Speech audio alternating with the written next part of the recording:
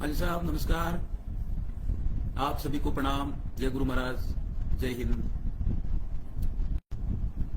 वो छोटे छोटे विषय जानकारी में आते हैं तो एकदम ध्यान में आता है कि थोड़ा तथ्यात्मक चर्चाएं उससे कर लें और सभी की ध्यान में ये आ जाए कि क्या चीज है। आज बहुत प्रासंगिक विषय है। वागड़ में एक राजनीतिक दल है, सब लोग जानते हैं, चर्च प्रेरित है, बाकी सारी चीजें हैं। रेडिकल इस्लाम के जो तत्व हैं वो भी उनसे जुड़े हुए हैं, वो उनसे प्रेम करते हैं। हिंदू समाज को वो गालियां देते हैं। ऐसा एक तंत्र है, सिस्टम बना है। वो कौन है, क्या है, आप सभी जानते हैं। मुद्दा ये नहीं है कि चर्च प्रेरित वो लोग हैं। मुद्दा आज ये महत्वपूर्ण है कि उनके एक नेता ने एक पोस्ट किया है और जो चर्चा में है, किसी पत्रकार ने मुझे भेजा है, तो उसमें कुछ शब्दों का प्रयोग किया। मुझे लगा वो शब्द बहुत गंभीर है, उसकी चर्चा होनी चाहिए। आइए साहब चर्चा करते हैं मुख्य विषय पर, और वो कोशिश करूंगा मैं वो पोस्ट भी आपको दिखाऊं। मुद्दा यह है कि सब लोग उस पर चर्चा कर रहे हैं। मेरे पास माननीय बाबूलाल जी खराड़ी साहब का फेसबुक पर लिखा हुआ 2 लाइन है और उस लाइन में से ही ये शब्द निकले। ये लगा बहुत बड़ा भ्रम नहीं फैल जाए और लोग अपने आप को ठगा हुआ महसूस नहीं करें, ऐसा करके ये पॉइंट है। चलिए बात करते हैं। वो है बीएपी, एक राजनीतिक दल है, उसका एक नेता है, अपने आप को स्वयं को नेता समझता है। बाकी सारे लोग हैं। इसी दिन आपने देखा होगा कि बागीदोरा का एक विधायक पैसे लेते हुए एंटी करप्शन ब्यूरो ने अरेस्ट कर लिया। ये वही पार्टी है, राजनीतिक है, अपनी जगह करते रहे, लेकिन समाज पर, राष्ट्र पर, विचार पर जब बात आती है तो हम सबका पॉइंट हो जाता है। तो इसी बात को लेकर आपसे बात करते हैं। इनके नेता लिखते हैं, बहुत सारी बातें लिखी है। उन्होंने मानगढ़ धाम का उल्लेख किया है और गोविंद गुरु जी महाराज का उल्लेख किया है। इसके साथ ही साथ उन्होंने जो कहा है कि गोविंद गुरु जी महाराज के नेतृत्व में शहीद हुए शहीदों के सम्मान में कुछ करना चाहिए, ऐसा लिखा है। इसके साथ महत्वपूर्ण यह है कि 2 फोटो शेयर किए। एक फोटो तो इनका 2015 से चल रहा है। इनका कोई एक परिवार टाइप एक कोई संस्था है और झारखंड से एक व्यक्ति विजय कुजूर आया था और विजय कुजूर सारा उत्पाद करके गया।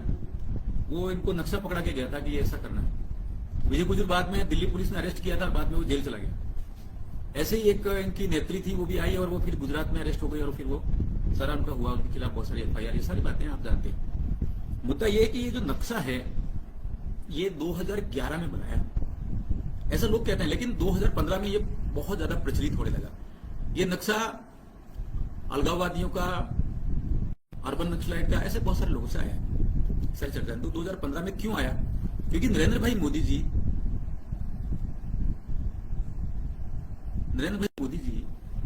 सरकार में आ गए। तो सरकार में आने के बाद तो बहुत सारी बातें हो जाती है, तो दुनिया देख रही है, बहुत सारे लोगों ने देखा।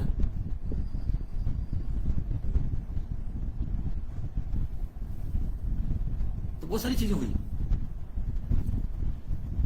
तो मोदी साहब का विरोध करते करते ये लोग संविधान का विरोध करने लगे। मोदी साहब का विरोध करते करते ये लोग भारत का विरोध करने लगे। मोदी साहब का विरोध करते करते हिंदू जनजाति समाज का विरोध करने लगे, हिंदू समाज का विरोध करने लगे और बहुत सारा एजेंडा चलाने लगे। उसमें जो शब्द जो काम में लिए हैं उस पर आते हैं। ये जो पोस्ट है उसमें कोई एक अलगाव पैदा करने वाला विषय तो है ही, लेकिन इसमें भील कंट्री शब्द काम में लिया है। एक नक्शा है, थोड़ा रिसर्च किया मैंने, पता चला कि अंग्रेजों ने 1864 में ये नक्शा बनाया था। वो इसलिए बनाया था कि 1857 की क्रांति हुई और पूरा भारत मिलकर लड़ा कि हाँ देश आजाद होना चाहिए, स्वतंत्र होना चाहिए। और फिर अंग्रेजों ने कैची काटना शुरू किया, उनका समाज को तोड़ो, देश को तोड़ो, डिवाइड एंड रूल, ये सब कुछ करना शुरू किया। इनके सारा जो शासन था वो आप जानते हैं कि ब्रिटिश क्राउन, जो ब्रिटिश का राजा है, राजा मुकुट है, उनके नियंत्रण में आ गया। उस टाइम ये नक्शा बना था, भील कंट्री। ये कंट्री कौन सा है? ये कंट्री कौन सा है? ये जिसने पोस्ट किया वो बताए। ये भारत के अंदर भारत एक देश है तो उसके अंदर एक देश बनाने की बात कौन सी है? ऐसे बात करने की क्या जरूरत पड़ गई? ये सारी चीजें तो जैसे कंट्री शब्द काम में लेते हैं, सब ध्यान आ गया कि बस ये तो पूरा अलगाव से भरे पड़े हैं और अंग्रेजों का नक्शा शेयर कर रहे हैं। अंग्रेज कुछ और नहीं बल्कि चर्च की सरकार थी। जहां जब इनकी छावनी होती थी वहां चर्च बनता था, एक दूसरे को ये समर्थन देते थे और देश को, भारत को सांस्कृतिक रूप से खत्म करने का षड्यंत्र लेकर आए थे अंग्रेज और उस बात को आगे बढ़ाए। बहुत सारे रिसर्च हैं, आप पढ़े हैं इसमें कि किस प्रकार से इन्होंने उत्पाद किए हैं और वो एक नक्शा पकड़ा के चले गए। इनको वो तो छोड़ के चले गए, लेकिन अंग्रेजों के नक्शे को चलाना, इसका मतलब यह कि अंग्रेजों के नक्शे कदम पर चलना है। तो क्या बीएपी अंग्रेजों की पार्टी हो गई? अंग्रेजों का जो एक ब्रांच थी, पॉलिटिकल ब्रांच, रिलीजियस ब्रांच, वो सारी जो चीजें थी, बोलते हैं कि सेना के जो भाग होते हैं उसमें एक भाग जो है वो चर्च भी माना जाता है ये औपनिवेशिक सत्ताओं का। तो ये उस ब्रांच का नक्शा आगे बढ़ाते हुए निकले। अंग्रेजों का नक्शा शेयर करना मतलब सीधी बात है अंग्रेजों के नक्शे कदम पर चलना। चलिए साहब, ये सारे बातें करने लगे। अब अंग्रेजों की बात करते करते इन्होंने 3-4 गलतियां की है। ये समाज को समझना बहुत जरूरी है। भारत की जब बात करते हैं तो संविधान की बात करते हैं, क्योंकि एकता और अखंडता भारत का है और ये एकता और अखंडता को तोड़ते हुए नजर आ रहे हैं। तो ये संविधान विरोधी हुए, संविधान विरोधी हुए, एकता के विरोधी हुए। और साहब देखिए, ये आगे जाकर संविधान विरोधी जब हो गए तो साहब हमारी जो सार्वभौमिक सत्ता है उसके विरोधी हो गए। मानगढ़ के नायकों ने जो आंदोलन किया वो भगवान शिव को केंद्र में रखकर किया। भगवान शिव, आराध्य देव जनजातियों के, भारत के नटराज, आदिदेव, बहुत सारे नाम है उनके। तो भगवान शिव की व्यवस्था के केंद्र में रखकर वहां गीत गाया गया, भूपेटिया नहीं मानो रे नहीं, मैं तुझे नहीं मानता, तेरी सत्ता को नहीं मानता, तेरे जो कारनामे उसको नहीं मानता, तेरा जो मजहब है, रिलीजन है, चर्च है, उसको नहीं मानता। ये किसने गीत गाया? मानगढ़ के नायकों ने गीत गाया। मानगढ़ के नायक जब ये गीत गा रहे थे तो वो एक बात बोल रहे थे, दिल्ली में मारी कलम है, बुरेटिया ने मानू रे नी। बुरेटिया तुझे नहीं मानने वाला, दिल्ली में मेरी कलम है। अर्थात दिल्ली भारत की राजधानी है और मैं भारत की बात करता हूं, मैं भारत का रहने वाला हूं, भारत की बात करता हूं। हे प्रीत जहां की रीत सदा, मैं बात वही दोहराता हूं, भारत का रहने वाला हूं, भारत की बात दोहराता हूं। लेकिन ये जो नेता है, ये नेता अलगाव पैदा करते करते अंग्रेजों का मित्र निकला। अंग्रेजों का मित्र निकलते निकलते ये चर्च का मित्र निकला।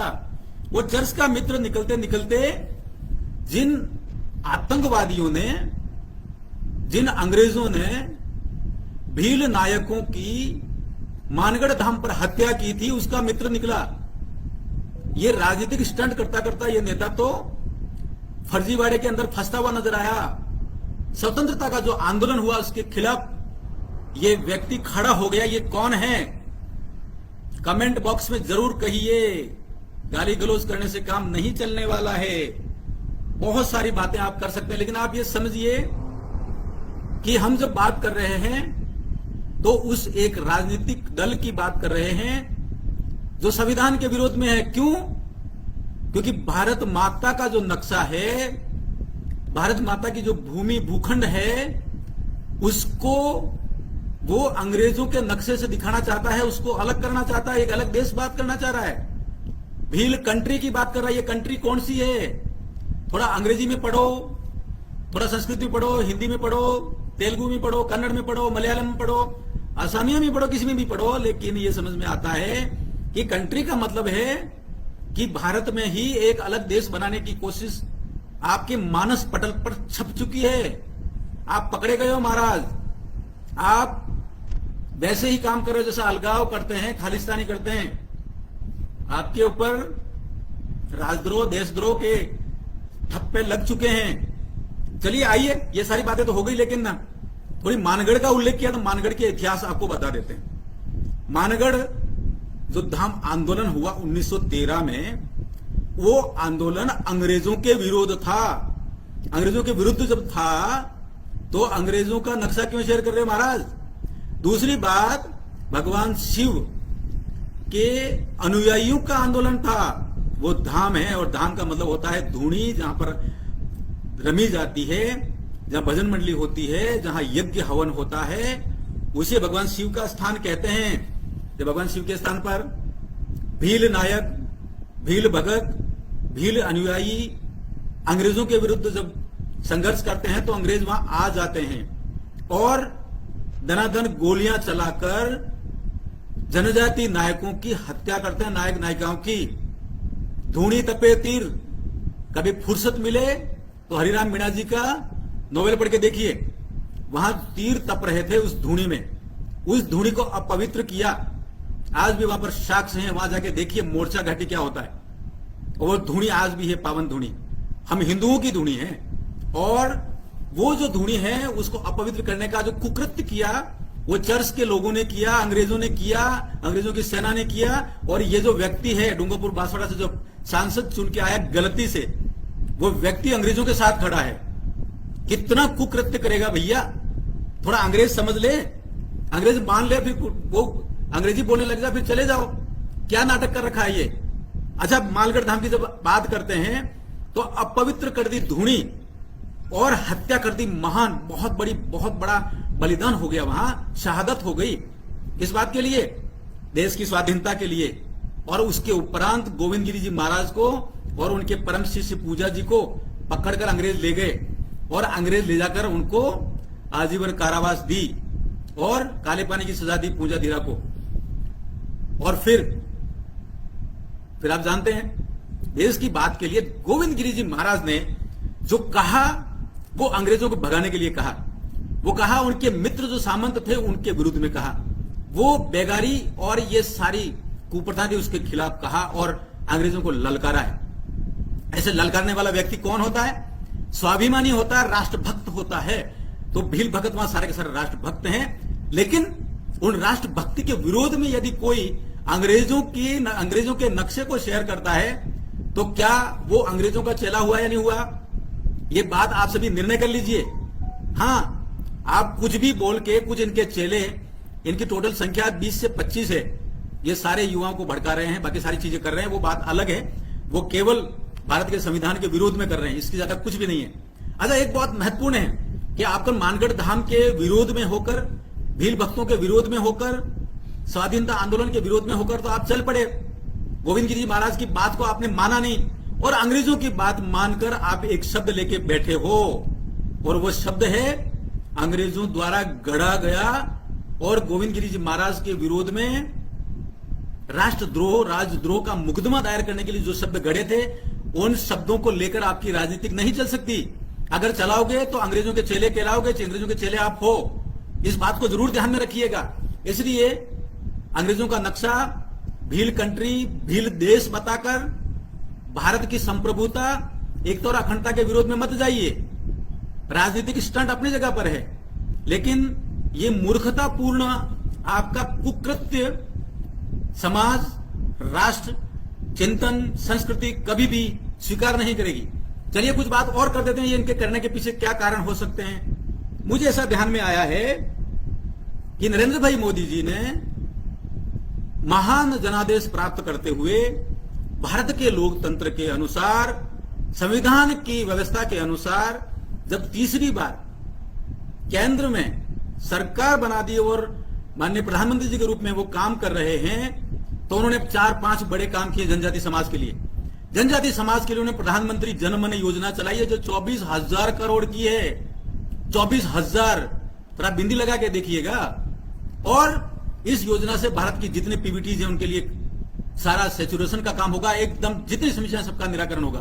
दूसरा और महत्वपूर्ण, धरती आबा जनजातीय उन्नत ग्राम अभियान, लगभग 5 करोड़ जनजाति समाज तक जाएंगे। उनका जितनी भी समस्या सभी का निराकरण होगा। विकसित भारत के अनुरूप रचनाएं होंगी। सारा काम हो रहा है। अभी मैं सलोंबर से आया हूं, धरती आबा के तहत वहां 10 छात्रावास खोलने की स्वीकृति भारत सरकार से प्राप्त हो गई है। आप कल्पना कीजिए ऐसे पूरे देश भर में कितना काम हो रहा होगा। और धरती आबा जनजाति उन्नत ग्राम अभियान की जो साइज है रुपये, वो 79,000 करोड़ रुपया है। जनजातियों के गौरव की यदि बात करें तो भगवान बिरसा मुंडा, जिन्होंने ये कहा था कि पर धर्म से बढ़िया है स्वधर्म, वे हमारे स्व के प्रतीक हैं। महत्वपूर्ण बात और है, वे स्व के प्रतीक तो हैं ही, लेकिन अंग्रेजों को ललकारने वाले, अंग्रेजों के खिलाफ लड़ने वाले हमारे आदर्श हैं। माननीय प्रधानमंत्री जी नरेंद्र भाई मोदी जी का आभार, ये उन्होंने उनके जन्म दिवस 15 नवंबर को जनजाति गौरव दिवस घोषित किया है। हमें पहली बार किसी सरकार ने, किसी मुखिया ने हमारे इतिहास को समझा है, जनजातियों के इतिहास को समझा है, भारत के विचार को लेकर लड़ने वाले महानायक के कृतित्व को समझा है, उनकी महानता को समझा है और एक गौरव की बात कही है, जनजाति गौरव दिवस घोषित किया है। और महत्वपूर्ण बात, बाकी चीजें सारी चल पड़ी हैं, नायकों की बात चल पड़ी है।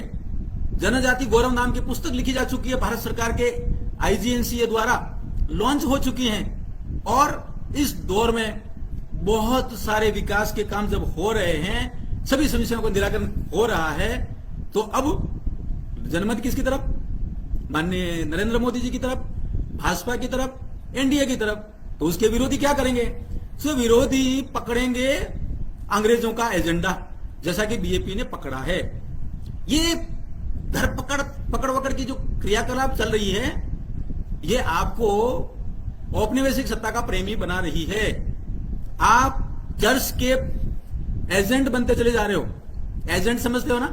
क्यों कह रहा हूं ऐसा? क्योंकि आप the Catholic church of Ranchi का एजेंडा लेके घूम रहे हो, अलग धर्म कोड का। ये पादरी वेरियर एल्विन का है, थोड़ा पढ़ लीजिए, समझ लीजिए। और आप रेडिकल इस्लाम का एजेंडा लेके चल रहे हो। आपके कार्यकर्ताओं की बड़ी संख्या जो रेडिकल इस्लाम से है। और आप जब छांगुर बाबा धर्मांतरण का काम करते हैं तो उसके पक्ष में नजर आते हो। आपके बहुत सारी ऐसे एविडेंसेस हैं और लगता है कि आप धर्मांतरण का एजेंडा चला रहे हो। वो एक बात और महत्वपूर्ण, जनजाति समाज स्वतंत्रता के बाद पहली बार 22 राज्यों में एक आंदोलन कर रहा है। उस आंदोलन का नाम है डिलिस्टिंग आंदोलन। जिस प्रकार से SC में धर्मांतरित लोग नहीं हैं, उनको SC की परिभाषा से बाहर कर दिया गया है बाबा साहब ने, वैसा ही SC में भी होना चाहिए।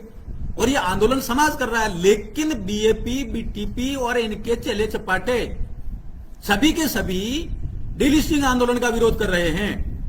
जनजाति समाज के संवैधानिक हक की बात को नकार रहे हैं और गठजोड़ कर रहे हैं अनुसूचित क्षेत्र के बाहर के लोगों के साथ। ये सारे एविडेंस समाज के सामने आ चुके हैं और सारी बातें पता चलती जा रही है। आपका जनमत खिसकता चला जा रहा है। राजस्थान में आपके MLA पैसे लेते हुए ट्रैप हो रहे हैं। आपका एक व्यक्ति खेरवाड़ा में लोगों के साथ वसूली करते हुए पकड़ा गया है, उसके खिलाफ FIR हुई है। आपके खिलाफ बहुत सारे क्रियाकलाप में युवा पत्थरबाज बनने से ना कह रहा है। आपने 2 आदिवासी बालकों को गोली मरवाकर काकरी डुंगरी कांड में खत्म कर दिया है। आपके चेले चपाटे पेपर आउट प्रकरण में सम्मिलित हैं। बाबूलाल कटारा आपका अपना चेला है, आपका अपना दार्शनिक है। ये सारे विषय जब समाज के सामने आ रहे हैं तो समाज जागरूक होकर BJP और BTP के चंगुल से बाहर निकलकर सोचने लगा है। तो ऐसे स्टंट करने के लिए ट्विटर पर फोटो डाल रहे हो तो ये नहीं चलने वाला है महाराज। एक महत्वपूर्ण बात है, जिस प्रकार से माता बहनों के सिंदूर और मंगलसूत्र की बात करते हुए आप पकड़े गए हो, आप चर्च के एजेंट सिद्ध हो चुके हो। इसलिए कृपया नरेंद्र मोदी जी की विचारधारा सबका साथ, सबका विकास, सबका विश्वास और सबका प्रयास के साथ जुड़िए। विकसित भारत 2047 के सपने के अनुरूप समाज को काम करने दीजिए। अशांति मत फैलाइए, भ्रम मत फैलाइए, भेद पैदा मत करिए और धर्मांतरण की गैंग के साथ गठजोड़ मत करिए। समाज की संस्कृति को खत्म करने की साजिश मत करिए, ऐसा आग्रह है। बाकी सारी बातें अलग अलग ढंग से अलग अलग मंचों पर करेंगे। लेकिन फिलहाल मैं अपनी बात को यहां पर समाप्त करने से पहले जो कुछ भी मैंने 4 बातें कही आपके सामने रख रहा हूं। ट्विटर पर जो फोटो आया, जो एक अलगाव का फोटो तो आया ही आया, लेकिन उसमें भील कंट्री कहा है। वो कंट्री भारत के संविधान के विरोध में है। ये उन लोगों का फोटो है जिनको 15 अगस्त 1947 को देश से भगा दिया था सुभाष चंद्र बोस ने और सभी क्रांतिकारियों ने। वे विदेशी लोग थे, आक्रांता थे, आतंकवादी थे, उनको भगा दिया। उनकी बात को आप कृपया नहीं चलाएं। दूसरी बात, देश की एकता और अखंडता के विरोध में यदि जाओगे तो आप निश्चित रूप से राष्ट्रद्रोह कर रहे हो, और यह राष्ट्रद्रोह समाजद्रोह भी है और संस्कृति के नाते शिवद्रोह भी है। इस तरह का मत करिए। और इन सारे चंगुल में फंसते हुए, चर्च का एजेंडा चलाते हुए आप जिस प्रकार से डिलिस्टिंग मूवमेंट का विरोध कर रहे हो, यह आपका आत्मघाती निर्णय है, कृत्य है, कुकृत्य है। कृपया इसके मार्ग में ना आइए। और चौथा, जिस प्रकार से आप कोटे में कोटा सुप्रीम कोर्ट द्वारा, भारत सरकार द्वारा लागू करने की स्थिति बनी है, उस स्थिति के विरोध में जाकर आपने जिस प्रकार से कुंभलगढ़ में श्री राम मीणा को, उदयपुर ग्रामीण में बांगड़ी को और एक गुर्जर मैडम को, और जिस प्रकार से डॉक्टर जितेंद्र मीणा को आपने अपने साथ जोड़ा है, ये दिखाता है कि आप अनुसूचित क्षेत्र के दुश्मन हैं, उसके विरोधी हैं। और एक बात और, जिस प्रकार से स्वतंत्रता स्वाधीनता आंदोलन के दौरान मानगढ़ धाम पर शिव भक्तों ने जो आंदोलन किया था, वो भारत की माटी का आंदोलन था। कृपया करके अंग्रेजों का फोटो, अंग्रेजों के नक्शे का फोटो शेयर करके, अलग देश का फोटो शेयर करके मानगढ़ धाम के आंदोलनकारियों को, शहीदों को कृपया बर्बाद नहीं करें, बदनाम ना करें, उनको नीचा दिखाने की कुकृत्य नहीं करें। और आखिरी बात, आप राजनीतिक स्टंट भले ही कर लीजिए, परंतु जनमत, जनादेश, आम जन समाज, हिंदू समाज, सबका साथ सबका विकास, हम सभी समझ चुके हैं कि आप एजेंटगिरी कर रहे हैं पादरी वेरियर एल्विन के विचारों की। इसलिए समाज जागरूक होकर आपको नकारता है, और नकारने का परिणाम आपको मैं बता देता हूं। सलूम्बर में, सेमारी में आपका खाता नहीं खुला, और सलूम्बर में भी आपका नहीं खुला, और मोटा गांव में भी आप जाके देख लीजिए, वहां पर भी आपको कुछ नहीं मिला। केवल छोटा मोटा ये दिखा के, जोर जोर से बोलकर, ज्यादा जोर से बोलने से सत्य जो है वो छुप नहीं जाता, और आपका असत्य सत्य में बदल नहीं जाता। ये बात आप जरूर ध्यान रखिएगा। बाकी आप सभी समाजजन उपस्थित हुए, बात सुनी, आप सभी का आभार करते हुए मैं पुनः आग्रह करूंगा कि जो नक्शा शेयर किया गया है वो आतंकवादियों का नक्शा है, वो अंग्रेजों का नक्शा है, औपनिवेशिक सत्ता का नक्शा है, और भारत के संविधान के विरुद्ध देश को तोड़ने वाला नक्शा है। कंट्री कहकर भारत माता का अपमान किया गया है, यह ठीक नहीं है। इसको शेयर करने वाले समझ जाएं। बाकी अन्य मंच पर किसी और दिन किसी और विषय पर बात करेंगे। आप सभी को राम राम करते हुए, जय हिंद करते हुए, भारत माता की जय करते हुए अपने शब्दों को विराम देता हूं। नमस्कार, जय हिंद, जय भारत, प्रणाम।